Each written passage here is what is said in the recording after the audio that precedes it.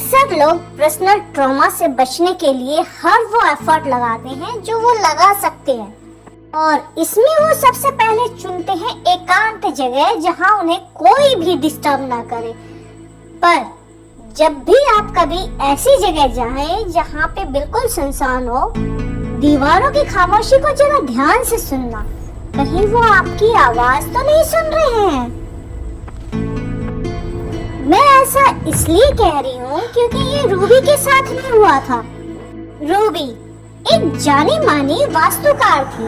उसका एक ही सपना था कि उसका एक ऐसा घर हो जहाँ कोई भी शोर ना हो, कोई भी गड़बड़ ना हो, बस और बस पूरी तरह से शांति छाई रहे।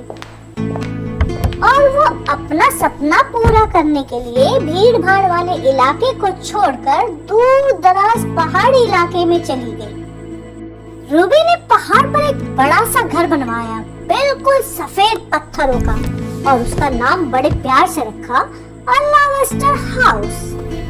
और इस घर को बनाने के लिए उसने जिन सामानों का यूज किया वो ऐसे सामान थे जिन्हें फिर दोबारा से भी यूज किया जा सकता था। पर इस घर को बनाने के लिए जो उसने सफेद पत्थर यूज किए थे, लोगों का कहना था कि ये एक शापित खान से निकाला गया पत्थर है। शापित इसलिए कहते हैं क्योंकि उस खान से सैकड़ों मजदूर रहस्यमय तरीके से गायब हो गए थे। पर रूबी इसे सिर्फ एक अफवाह समझ रही थी। पर रूबी को इससे कोई फर्क नहीं पड़ रहा था। उसे तो सिर्फ और सिर्फ प्योर शांति चाहिए थी। शुरू में तो सब कुछ बहुत अच्छा रहा, कभी हवा तक की आवाज नहीं आती थी, पर धीरे धीरे सब कुछ बदलने लगा। अब उस घर की दीवारें ऐसा लगता था जैसे सांस ले रही हो। उसकी यादें धुंधली होने लगती, कभी तो कभी उसके सपनों में वो दीवारें आ जाती थी। यही नहीं, ये दीवारें रूबी के बोलने से पहले ही बोलने लग जाती थी।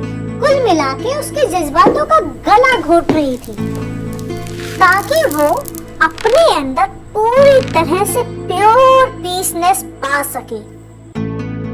एक रात रूबी ने खुद को शीशे में बड़े गौर से देखा।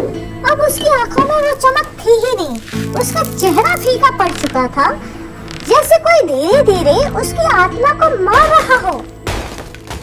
तभी दीवार से एक हल्की सी आवाज आई।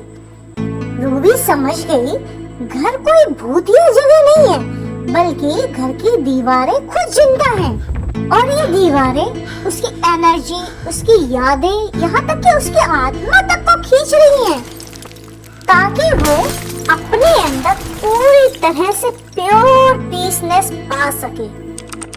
और कुछ हफ्तों के बाद लोगों ने उस घर को बिल्कुल खाली पाया।